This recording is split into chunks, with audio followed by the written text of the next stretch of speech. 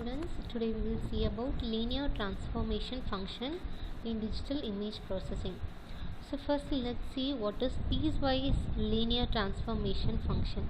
Okay, so piecewise linear transformation function is nothing but it is also one of the type of gray level transformation that we are using to enhance an image.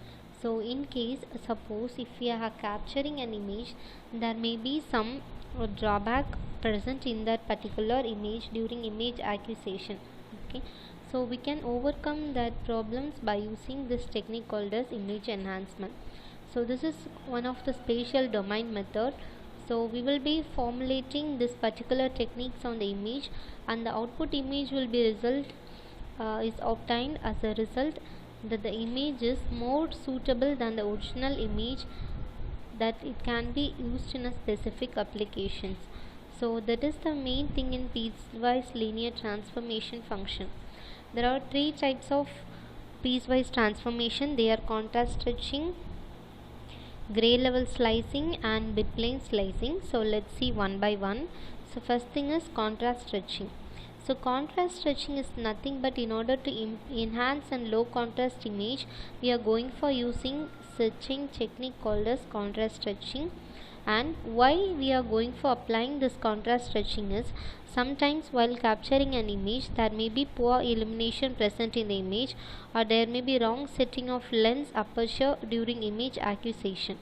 So these are the two main reasons for low contrast images. So we have to improve the low contrast images into one high quality image. So for that we are applying contrast stretching.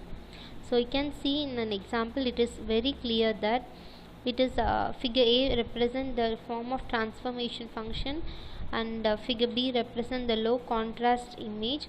So now we are applying contrast stretching to the input image. So it is very clear that after applying the contrast stretching, the image is very clear. Then edges and the boundaries are even highlighted after the contrast stretching, and the final image D is the result of thresholding. So as a result, you can very clearly understand that after processing by contrast stretching, we can get a clear output image. So how we are processing this is, we are locating the points R1, S1, and similarly R2, S2, which controls the shapes of transformation function. So the first case is when R1 is equal to S1, then it can be said that there is no change in that gray level. So similarly in the second case, suppose if R1 is equal to R2 and S1 is 0 and S2 is L minus 1, then the transformation becomes as a thresholding function such that it will be creating a binary image. Similarly, intermediate values of R1, S1 and R2, S2 produce various degree of spread in the gray levels. So in general, it is given by a factor called as R1 less than or equal to R2 and S1 less than or equal to S2. In this case, the function is said to be increasing. So next condition, R1 and S1 is equal to R minimum and 0, and similarly R2 and S2 is equal to R max and L minus 1, where R minimum and maximum denotes the minimum and maximum gray levels that are present within an image. So thus the transformation function is being stretched within the range ranging from 0 to L minus 1. So next technique is gray level slicing. So why we are going for this particular gray level slicing is, in order to highlight the gray levels that are present within that particular image, we are going for this gray level slicing. So here we are using two approaches for slicing technique. So first approach is used to display the high value that are present within a particular image, and as well as a range of low value that are present within that particular image. So in the second approach, it will be brightening the desired range of gray levels, and it will be preserving the gray levels that are not wanted will be considered as an unchanged gray levels that are present. Okay, so it is for example, we have taken an image.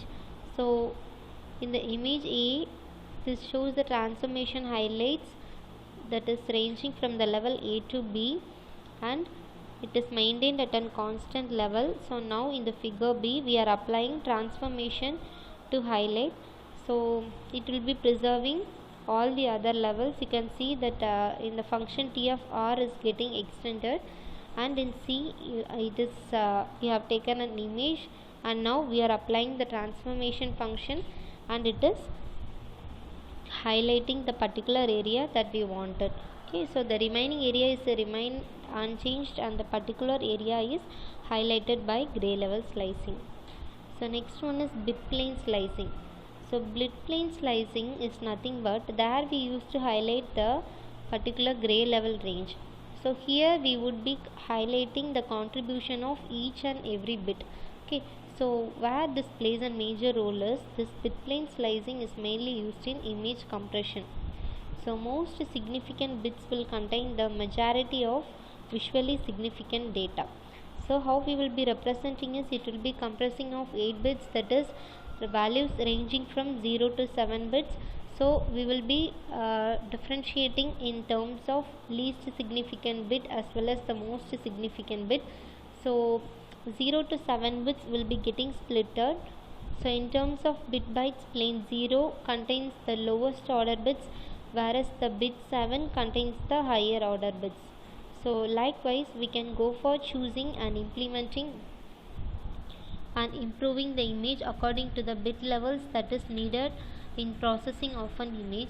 So these are the various linear techniques that are used in the digital image processing. Hope you all understood. Thank you.